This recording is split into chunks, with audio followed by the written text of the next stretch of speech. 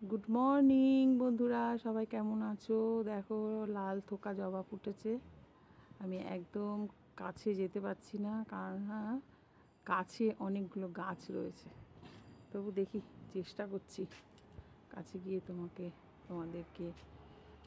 তোমাদের সামনে নিজেকে, আসলে চ্যানেলের উপর রয়েছে তো। এই দেখো কেমন লাগছে, তোমরা আমাকে কমেন্টস করে জানাও। দেখো গাছগুলো দেখাচ্ছি, সব ধীরে ধীরে ফুলে ভরে উঠছে, গাছপালা সব সেজে উঠছে বৃষ্টিতে। এই গাছটার কি হবে তোমাদের ক্রমশ দেখাচ্ছি। দেখো, আরে এ তো প্রচুর ফুল দেয়, এর তো সারা বছর ধরে আমাকে প্রচুর ফুল দেয়, ওর কোনো কমতি নেই ফুলে। ফুলগুলো সত্যি যখন খুব বৃষ্টি হয় না, মনে হয় কি ওরা কাঁদে, মানে ফুলগুলো নষ্ট হয়ে যায়, পচে যায়, ফুলগুলো থাকে না বেশিক্ষণ, বৃষ্টিতে পচে যাচ্ছে সব।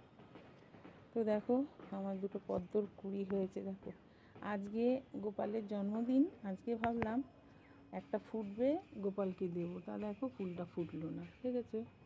আমি ভাবলাম আজকে বুঝি ফুটবে, তা ফুটলো না।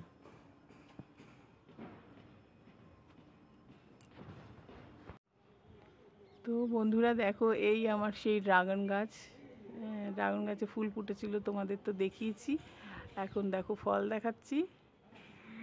ওই যে ফলগুলো ক্রমশ বড় হচ্ছে, তোমাদের অবশ্যই যদি ধরে থাকে তো দেখাবো। আর একটা কুঁড়িও এসেছে, কালকে দেখেছি।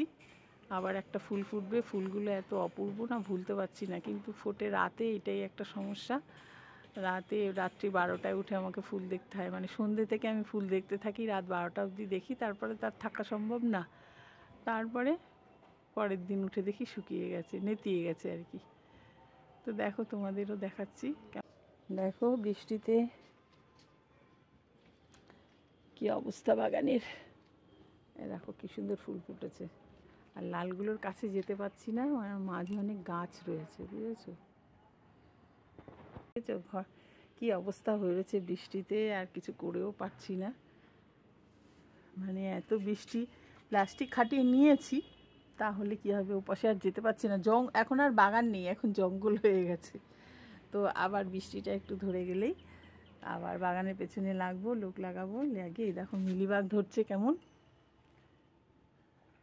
আর এত কুড়ি প্রচুর কুড়ি আসছে জবা গাছটায়, কিন্তু কুড়িগুলো তো বর্ষার জন্য ঝরে ঝরে যাচ্ছে।